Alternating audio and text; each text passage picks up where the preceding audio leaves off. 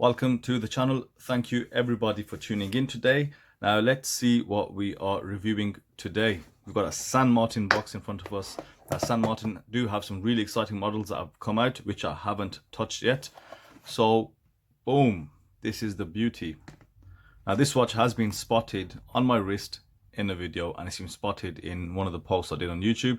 So okay, it's time for this to be reviewed. Very stunning watch, as you can tell. So with unboxing, we're not going to waste time. You know what's in there: links, instruction manual, warranties, etc. Nothing overly special about the box, so we can put that away. Let's take out the San Martin. Now this is the San Martin SN079, or as me and you can see what it is, it's a homage to the Seiko Sumo. Now, San Martin do put this on their website as the MM200. I don't know why. I think they're a little bit confused. Nevertheless, it is a Sumo homage. Now, the Sumo is one of my favorite watches from the Seiko line. And a lot of people stay away from them is because they are quite big watches. They're meant to be a mid-range sort of dive watch. And of course, with that, you do get a mid-range price. They usually fetch around, I'd say somewhere between around the 400, 450. We're talking second-hand prices around up to about 657, depending on the version. They've got a version 3 out now, a Gen 3, sorry, with sapphire ceramic, which costs you half a leg. But this is obviously the next best thing, is a homage by San Martin. Now, for those viewers of my channel know, I have reviewed the SteelDive SD1971, which is their which is their Sumo homage. Now, I'm a massive fan of that Sumo. I think that is one of the best built watches by SteelDive. But now we have one from San Martin, so that'll be interesting to see how these watches look. So let's go ahead and start look at the specifications and look at the dimensions. Now, the specifications on this watch are as follows. You've got a full 316L stainless steel case construction, bezel, bracelet, crown and case back. You also have a domed sapphire crystal with some AR coating, and you've got a 120 click bezel with a ceramic bezel insert. You've got a black enamel dial, 200 meters of water resistance, applied BGW9 lume, and you also got the Seiko Epson NH35 movement, which powers this watch. Now, we're very familiar with the Seiko Epson NH35 movement, 24 jewel movement with hack and wide functionality and a date complication. Now, following on from the specifications, let's look at some dimensions.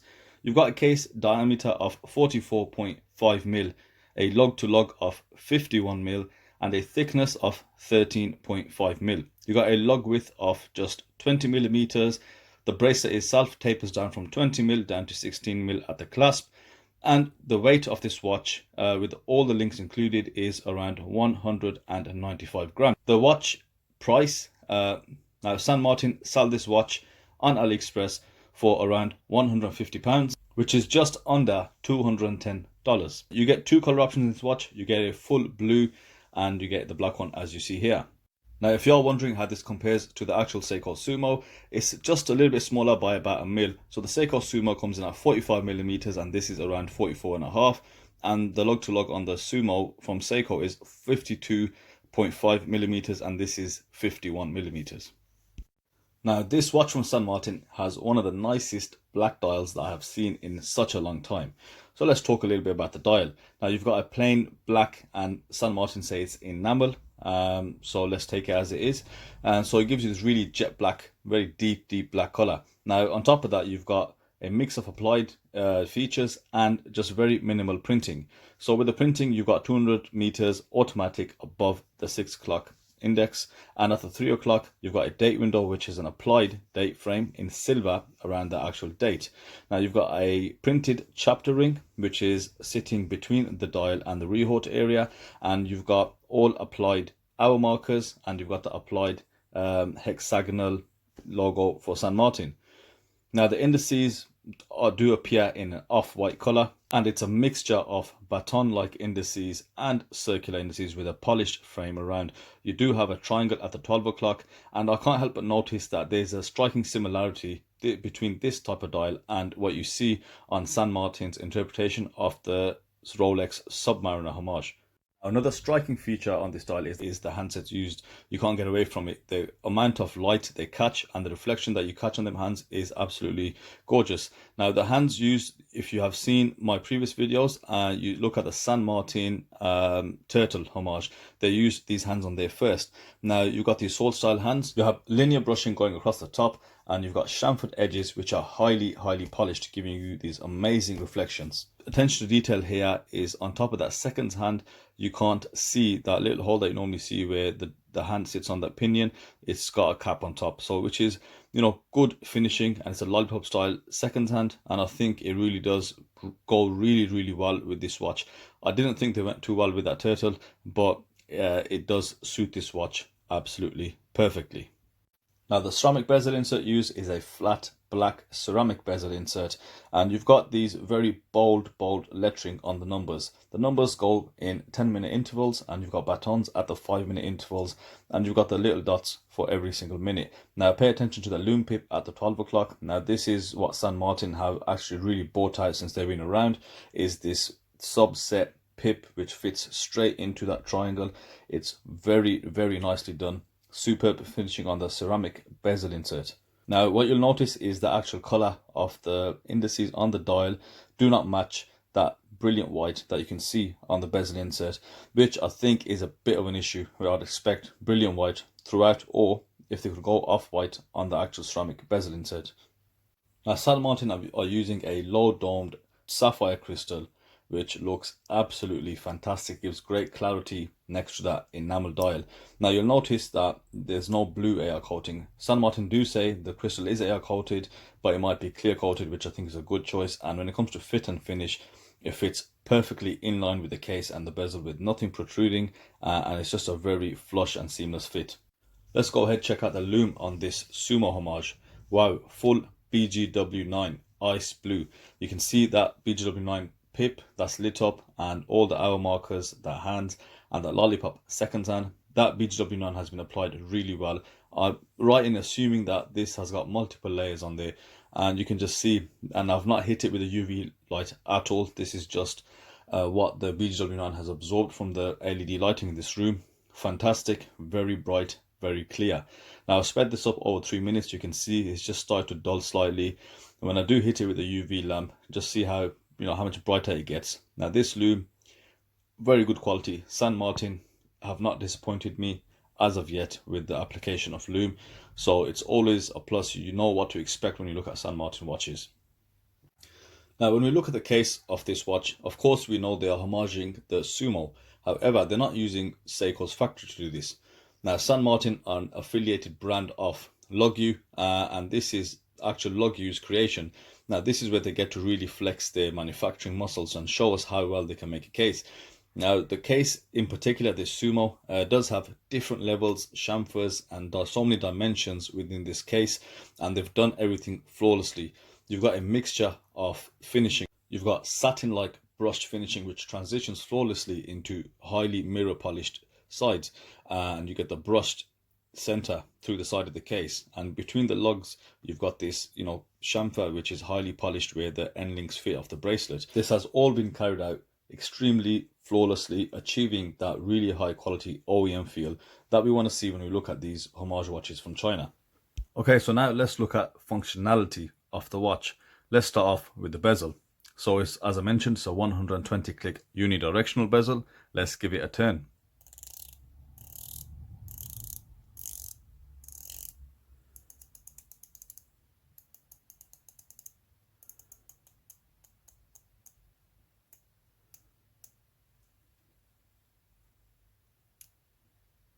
Perfect alignment, and the sound's really good. It sounds slightly subdued, but you know, that is a very thick bezel, and I like that sound. I don't like it to sound overly clicky, you know, when you've got lighter material or something which is slightly hollow.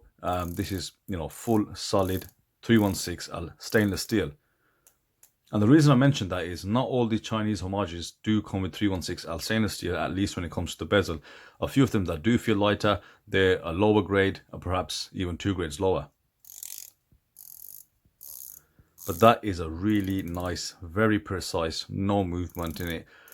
Spot on, that bezel, absolutely perfect. and you can just see how the bezel sits in the case. Look at these shoulders on that watch and how it just seats that bezel. Now for the Seiko fans out there, that's a feature I believe the Sumo took from that Kinetic watch nicknamed the Caesar, which is just a massive lump of bezel there. And you've got these lines here, and look at that case acting as a shroud, a partial shroud covering that bezel. I mean, yeah, San Martin have done really well to capture all these things, but again, you know, so did SteelDive. They captured all these individual elements. I'd say between the two from memory, the bezel on this is much better. And now let's focus on a few of the features on the watch. So let's look at the crown. The crown diameter is 7mm, so it's nice and chunky. As you saw, there's no signage on there, but I don't let that take anything away from the watch. If it's signed or not signed, you know, it doesn't really affect the watch at all, so I couldn't really care less when it comes to that.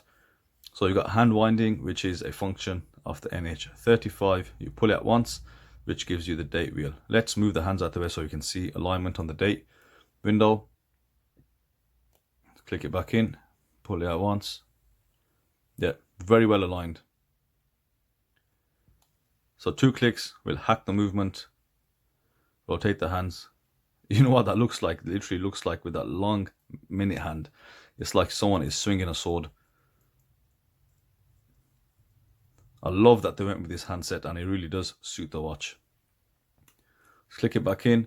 The screwing down motion, the crown function, perfect. I do like the chunkiness of it. I think, you know, this watch, because it doesn't have crown guards, it does need a chunky crown, and because just to get your fingers around it and, you know, use the crown well. So we've got that there. Screw down crown. You've got drilled lugs, which is always handy and is something which should be expected on a watch of this caliber. And then we've got these, oh yes, Caseback. I like these Casebacks because they give a very OEM finish. You know, there's nothing, you know, crazy on there, no, you know, deep logos or whatever. Now, being San Martin, they could have put a shark on there and that would have been brilliant. But, you know, I think they've got to do a bit of cost saving somewhere. £150 for this watch is extremely good value for money.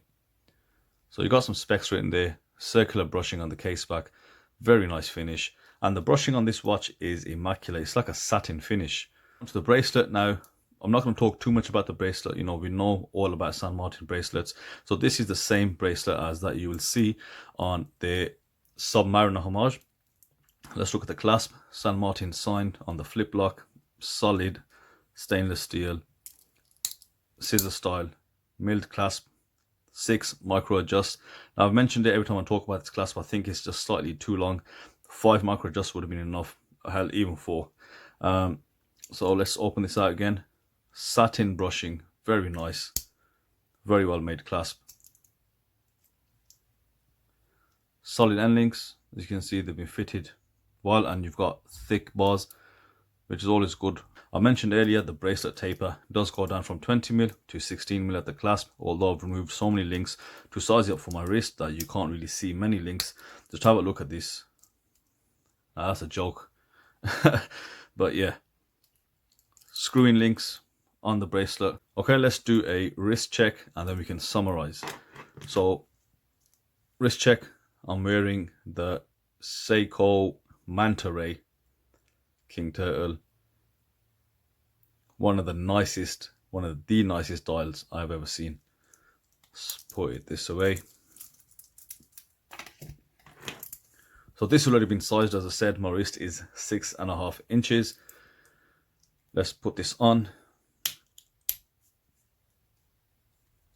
Now this is just a touch tighter than normally I would wear them, but just look at that enamel dial. I think it's the dial, just, you know, the blackness of it looks really good. And people worry about, is this size, is this watch too big for my wrist? You know, 6.5 inches wrist is not a big wrist at all. And I believe, you know, because of the curvature of the case, it does fit on the wrist just in line. 44mm, I mean, that's no bigger than a Seiko Turtle, for example. So I do like the presence it has on the wrist. And because of the bracelet, there is a bit of weight behind there. You don't feel the watch being overly top heavy.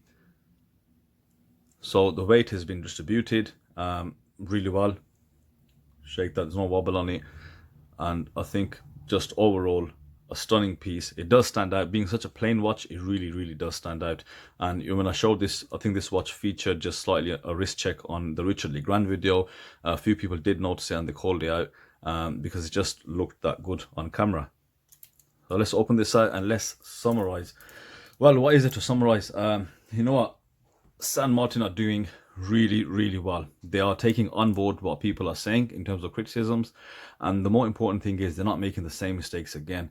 So they're using that feedback and transferring it across to the watches. So we can see we can see some aspects from, for example, the improvements they made on the Submariner Homage, the Sea Ghost or whatever it's called, like the bezel insert, that pip. Now they carried that across on the watches that they made after that, and you know, just bracelet, etc.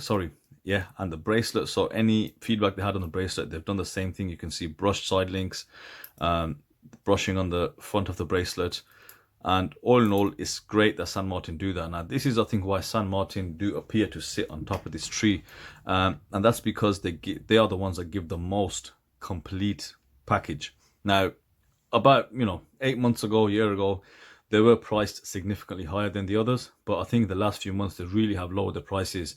Especially this level of watch, £150, around $200. It's one of the best watches out there. There are really no faults with this that I can see.